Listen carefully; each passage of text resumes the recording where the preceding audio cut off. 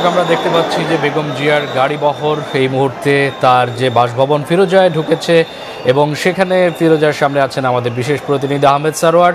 তার মাধ্যমেই আপনাদেরকে দেখাতে পারছি যে বেগম খালেদা জিয়ার গাড়িবহরটি এই মুহূর্তে তার বাসভবন ফিরোজায় ঢুকেছে এবং সেখানের প্রস্তুতি আসলে আমরা এর আগেও যেমনটি জানিয়েছিলাম যে কয়েক স্তরের নিরাপত্তা সেখানে নেওয়া হয়েছে। কয়েক স্তরের নিরাপত্তার মধ্য দিয়েই বেগম খালেদা জিয়াকে তার যে কাঙ্ক্ষিত যে বাসভবন সেই বাসভবন ফিরোজাতে কিন্তু পৌঁছানো সম্ভব হয়েছে। এর আগে দলীয় নেতাকর্মীদের বিভিন্ন স্লোগান, ব্যানার এবং তাকে যে ফুলেল শুভেচ্ছা জানিয়েছেন দলীয় নেতাকর্মীদের, সবগুলোকে তিনি অ্যাকসেপ্ট করে, সবগুলোকে গ্রহণ করে তিনি সুশৃঙ্খলভাবে তার বাসভবন ফিরোজায় পৌঁছাতে পেরেছেন। আমাদের ফিরোজার বাসভবনের সামনে সহকর্মী আহমেদ সারোয়ারের মাধ্যমে আপনাদেরকে সেই ছবিটি দেখানোর চেষ্টা করছি। দর্শক আপনারা জানেন যে এর আগে 10:38 তিনি দেশে এসে পৌঁছান এবং 11টার দিকে বিমানবন্দর থেকে রওনা হন। এখন 1:25 বাজে।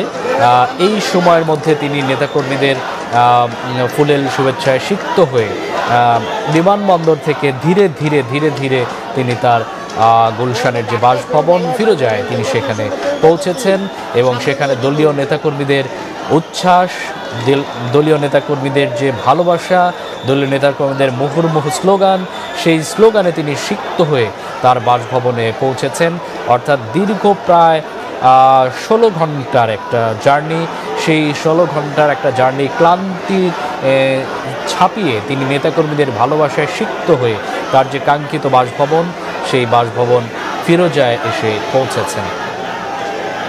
আমরা এর আগে যেমনটি দেখিয়েছিলাম বেগম খালেদা জিয়া রাস্তার দুই পাশে অবস্থান করা, সকাল থেকে অনেকে ভোর রাত থেকে অবস্থান করছেন, তাদেরকে দুই হাত নাড়িয়ে তাদেরকে শুভেচ্ছা জানাচ্ছিলেন বেগম খালেদা জিয়া।